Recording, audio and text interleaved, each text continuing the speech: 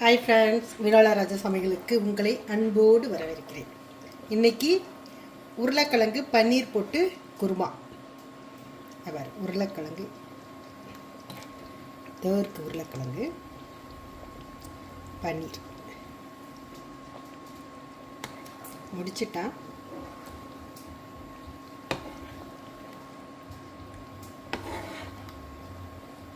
இது பரோட்டா, தோசை, இட்லி எது கூட வேணாலும் வச்சு சாப்பிடலாம்.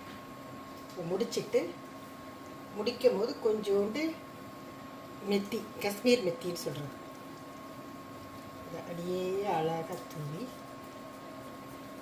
அவ்வளோதான், முடிஞ்சிடுச்சு. ஓகே, அடுத்து ஒரு நல்ல ரிசத்தில் பார்க்கலாம். பாய்.